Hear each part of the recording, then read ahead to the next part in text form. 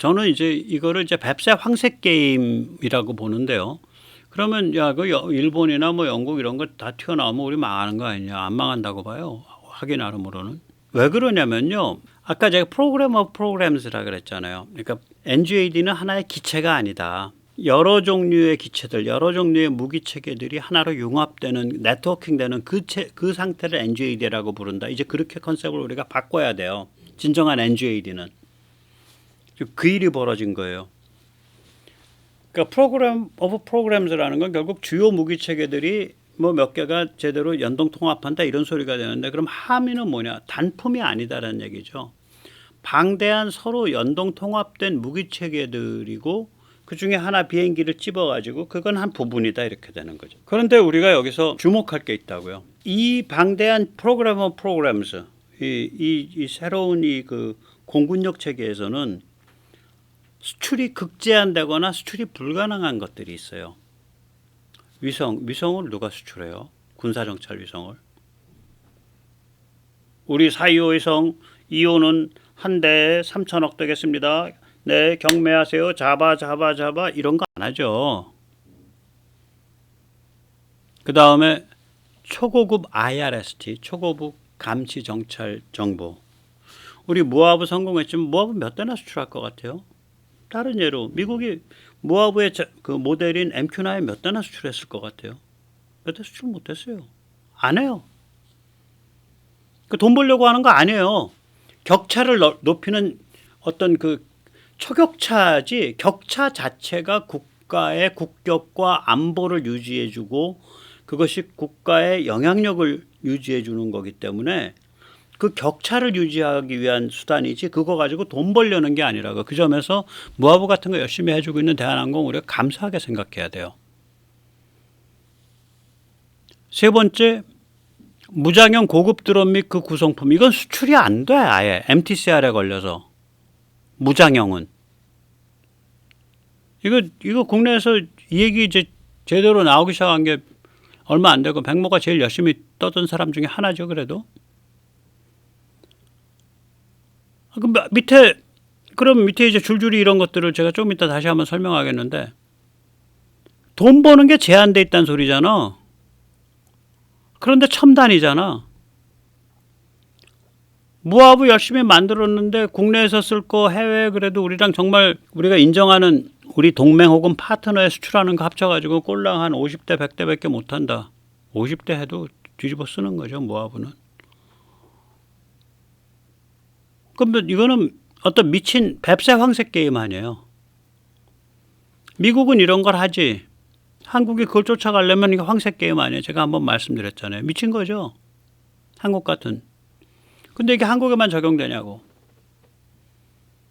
일본에도 적용되고 영국에도 적용되고 이탈리아에도 적용돼. 무슨 말이야. 그래도 영국과 이탈리아는 나라가 좀 한국보다 크지. 살림살이가 크고 특히 일본은 일단 인구가 1.2배인데. 그렇죠. 그런데 들어가는 돈의 효과는 어떨까요? 무기 개발이나 무기 생산에 있어서 들어가는 돈의 효과가 아마도 한국이 일본의 2배 이상일 겁니다. 일본도 상당히 효과가 좋을 텐데 우리 2배 이상 될 거예요. 미국 대비엔 서너 배 될 거고. 이게 왜 그러냐면요. 모든 분야의 제조업 기반이 꽉 짜여 있잖아. 여기에. 전화 한 통 하면 서로 통해. 거기다가 제가 말씀드렸잖아요. 뭐 기갑서부터 어떤 잠수함, 전함, 기타 등등 이 무기에 관한 생태계가 형성이 되어 있어요. 그리고 그 생태계가 1년에 200억 달러를 수출한다, 300억 달러를 수출한다 해서 그게 돌아가고 있어. 수출만 해도. 국내까지 하면 국내가 글쎄요. 잘은 몰라도 1년에 국내가 한 100억 달러 이상은 살걸요?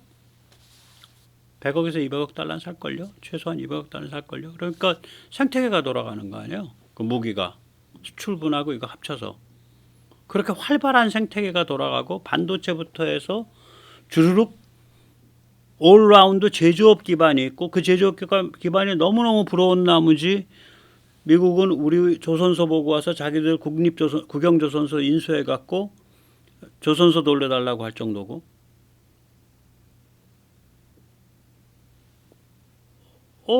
그러니까 그리고 무기 산업에 대한 방산에 대한 생태계가 탄탄한 생태계가 구축돼서 수출과 내수를 같이 담당하고 있고 이런 상태거든요.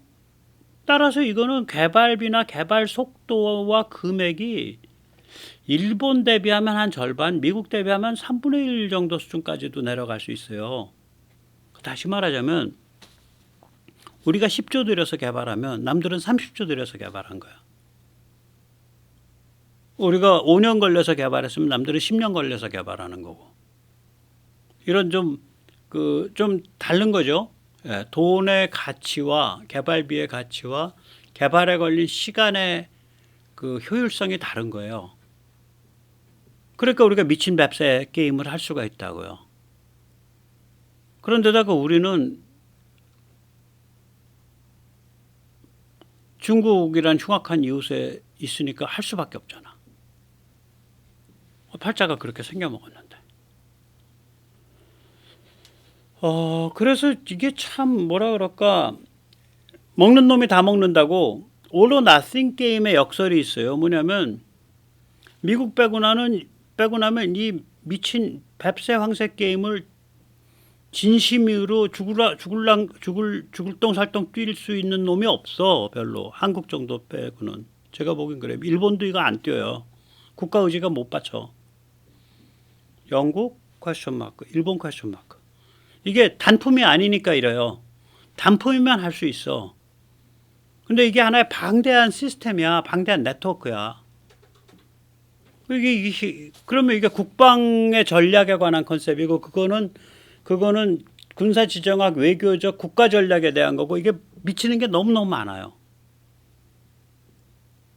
그러면 미국 말고 이 게임 뛰는 게 서방에서 거의 한국이 유일할 수 있을 것 같은데, 그리고 이제 프랑스인데 프랑스가 겉멋이 들려가지고 이 게임은 안 뛸 거라고. 프랑스는 내다가 파는 걸 좋아하는데 팔 게 없어. 여기서 팔 게 많지를 않아요.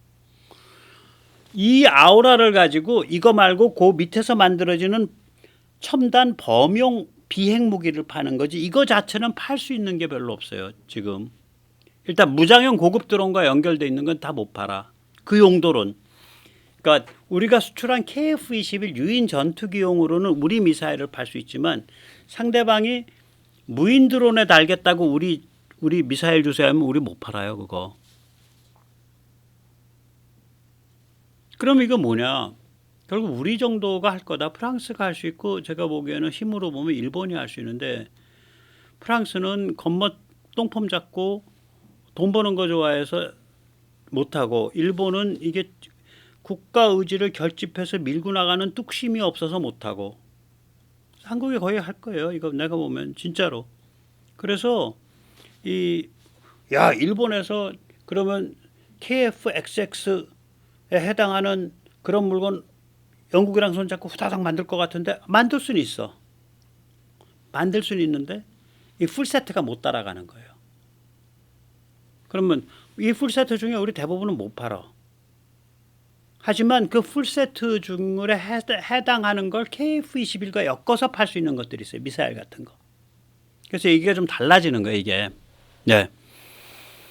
그래서 이거는 결국은 이 미치광이 게임을 뛰어서 살아남는 놈이 다른 그 수출 가능 범용 품목도 다 먹는다. 저는 그렇게 보는 거예요. 중요한 얘기입니다. all or nothing의 역설이죠. 도대체 뭐가 있길래 그래? 저는 둘만 볼게요. 자, 무인기들이 공중에서 막 돌아다니려면 당연히 초연결 네트워크가 있어야죠. 초연결 네트워크를 요새는 C4ISRT라고 부릅니다. 그러니까 예를 들어서 저궤도 위성에 저궤도는 2000km까지를 저궤도라 그래요. 그중에 중간엔 1000km의 고도의 위성을 72개를 띄우면 지구 모든 곳을 실시간 감시할 수 있어요. 지금은. 우리가 이거 비슷하게 가잖아요. 지구 모든 곳이 아니라 우리는 동아시아 일대를. 이거보다 더 낮은 저궤도에 초소형과 소형을 띄워갖고 다 감시한다는 거 아니에요. 소형, 중형을 띄워서. 무인 정찰기, 조기 경보기, 다목적 전투기 이런 거에 의해서 초연결 네트워크가 이제 그 주도가 되는 거죠. 그리고 근데 이런 거를 다 투자하고 이거를 죽자사자 투자하겠어요? 저궤도 위성 군사 정찰용으로 중형과 초소형 합쳐가지고 한 200개 운영하겠다라고 나설 나라가 몇 개나 있을까? 우리는 지금 100개 이상 운영한다는 거 아니에요. 그걸 위해서 데이터 링크를 자기 풀세트로 다 만들겠다고 하는 나라가 몇 개나 있을까? 그걸 위해서 우주 인터넷 통신 프로토콜을 만들겠다고 하는 나라가 그걸 죽자사자 덤비는 나라가 몇 개나 있을까? 그 중에 이게 다 갖춰져야 되는 게 하나라도 빠지면 안 돼요. 그래서 이게 웬만한 나라들이 이거 미친 게임이에요. 미친 뱁새 황새 게임이에요. 이거 솔직히 말하면 한국의 팔자가 이렇게 사납지 않으면 이 게임 하면 저는 정치인들 욕해.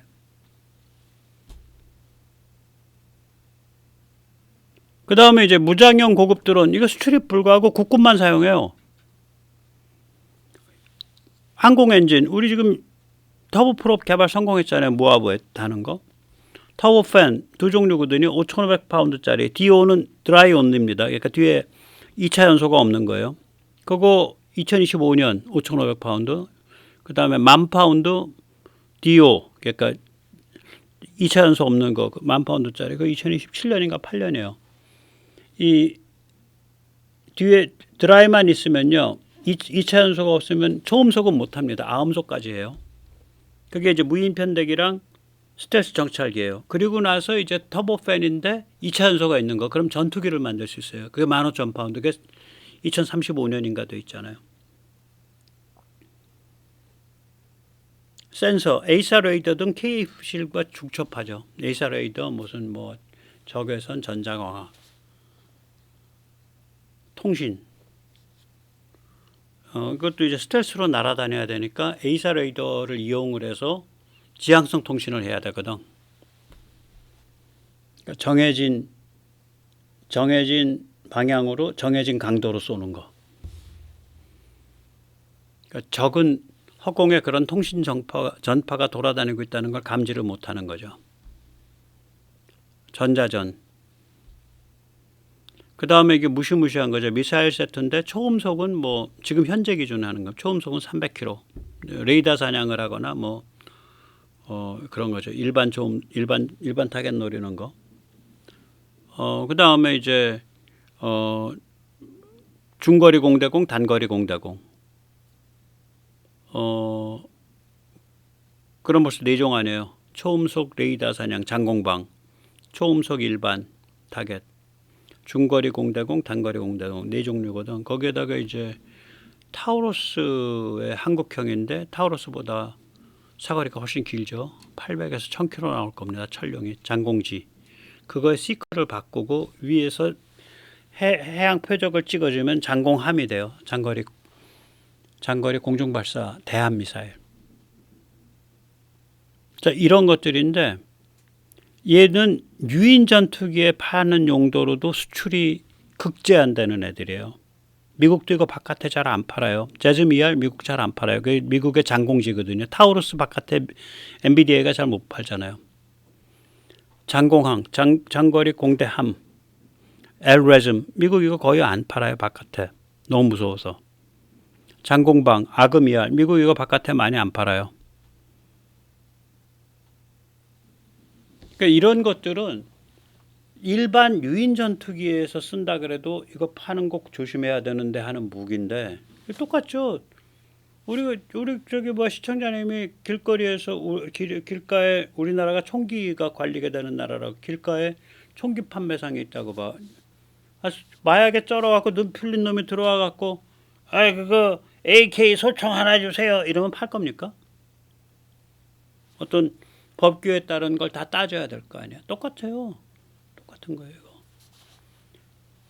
그렇게 유인 전투기에 필요한 것도 유인 전투기에 쓰겠다 그래도 극도로 제한해서 파는데 무인 드론에 부착하겠다 그러면은 수출이 국제 규범상 MTCR상 불가능합니다. 우리는 서명국이거든요. 우리가 그 왜 그런 걸 운영하냐?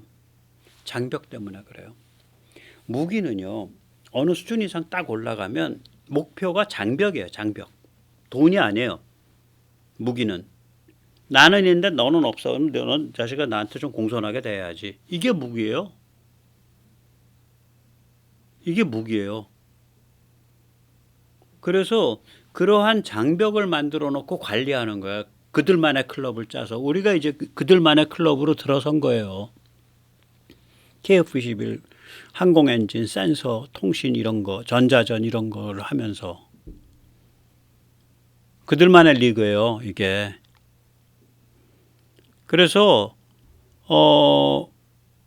그러면 이거 풀세트로 이 환경 만드는 건 야 미국이나 돼야 하지 이거 누가 하겠냐 중국이나 미국 이런 애들이나 하지 맞습니다. 이게 보통 좀 미친 뱁새예요. 이거 뱁새 미친 뱁새니까 황색 게임 하겠다는 거 아니야? 뱁새 황색 게임.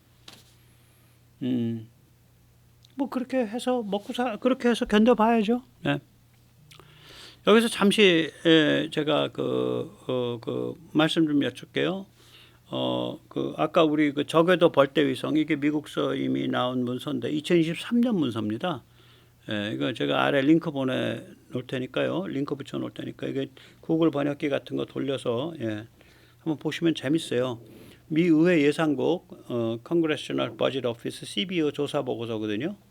작년 5월이니까 나온 지 불과 1년밖에 안 되죠. 여기 보면 이제 벌떼위성, 그러니까 저궤도 벌떼위성에 대해서 얘기를 하는데 여기 보면 이제 그러니까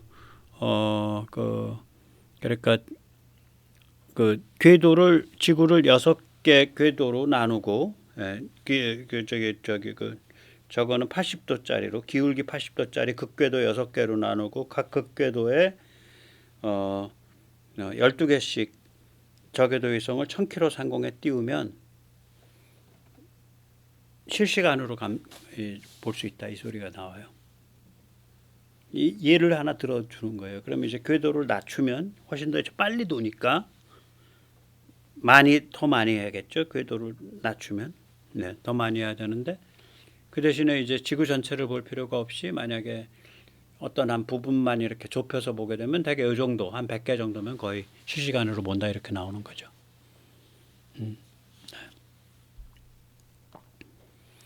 아까 이제 이 미친 뱁새는 왜 미쳤을까? 왜 미칠 수밖에 없을까? 이런 생각을 좀 해보는 거죠. 대한민국이 가고 있는 길은 뭐냐면 미국 제외한 서방에서 최고 수준의 C4ISRT를 간다는 거예요. 제가 그래서 저 원자력 잠수함 급하지 않습니다.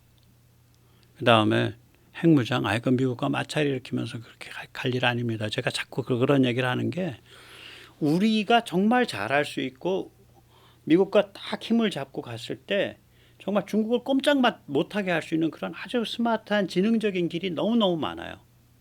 너무너무 있어. 그거가 저는 많이 우리가 고민을 해봐야 된다고 봐요. 옛날에는 이게 30년 전엔 C3I라고 불렀어요. 지휘, 제어, 통신, 정보. 그때는 I가 인텔리전스였어요. 근데 어느 순간에 한 10년쯤 지나니까 C4I라 그러더라고. 지휘, 제어, 통신, 컴퓨터. 그때는 정보, 인포메이션이에요. 근데 이와 별도로 ISR, 정보감시 정찰이라는 용어가 있고 또 이와 별도로 타겟팅, 타겟 인디케이션. 그러니까 육상 이동 타겟 좌표 찍기, 해상 이동 타겟 좌표 찍기 이런 용어가 있어요. 그래서 백모가 귀찮아 가지고 C4ISR이라는 것까지는 있는데 C4ISR-T를 더 붙여 가지고 이렇게 저는 봅니다. 그래서 어떤 그 외국 사이트에 보니까 재밌는 그림이 있어서 이거를 제가 그냥 한글 붙여가지고 표절을 했습니다. 그러니까 C4ISRT를 보면은 이 층위를 한번 생각해 볼 수 있거든요. 센서 층위, 그러니까 감시 정찰 SR 층위, 위성이 맨 위에 떠 있는 거죠. 그 다음에 통신, 컴퓨터, 정보 층위 C2I겠죠. 통신이면 커뮤니케이션, 컴퓨터면 컴퓨터, 그다음 정보 인포메이션, C2I 층위가 있죠. 그 다음에 이제 현장 지휘층이 또 여기 또 C2가 등장하죠. 커맨드 앤 컨트롤. 그러면 이게 이제 이게 이런 층위들이 있다고 보면 재밌는 거는 아주 고급진 무기는 이 자기 안에서 이 층위가 다 들어있어. 예를 들어서 한 대에 한 3억 달러 하는 B-21 스텔스 전익기. 제가 그래서 폭격기라고 하질 않는다는 거예요. 폭격기가 되면 맨 아래층위밖에 없지. 근데 얘는 센싱도 하고 SR. 얘는 현장에서 컴퓨터로 데이터 처리해갖고 그냥 조기 경보기처럼 딱 현장 전부 다 관리도 해주고 통신도 중계하고 중간에 있는 통신 컴퓨터 정보층이라고요. 얘는 또 자기가 직접 폭격으로 때리기도 하고 현장에 집행, 지휘, 제어를 한다고요. 맨 아래층에도 있다고. 우리 KF-21도 그런 성격이 있죠. 그러니까 기계가 특히 공중기계, 공중 플랫폼으로서 고급화되면은 이 셋을 다 가져요. 성격이. 근데 이제 이런 그 아주 이런 그 우주에서부터 물속까지 무인 잠수정까지 연결이 되는 이런 촘촘히 짜인 그런 어떤 그 하늘 덮개, 하늘 우듬지, 카노피를 한번 생각을 해보시라고요. 그 카노피가 한반도와 동아시아 중심으로 한국에 의해서 운영되는 거예요. 그것과 별도로 미국 카노피가 있고 그것과 훨씬 더 보잘것없는 일본 카노피가 옆에 있고. 그래서 이 카노피 안에 있는 거는 다 조질 수 있는 거야. 그 상태를 가고 있는 겁니다. 되게 2035년까지면 갈 것 같아요. 예, 오늘 여기까지 모시겠습니다. 감사합니다.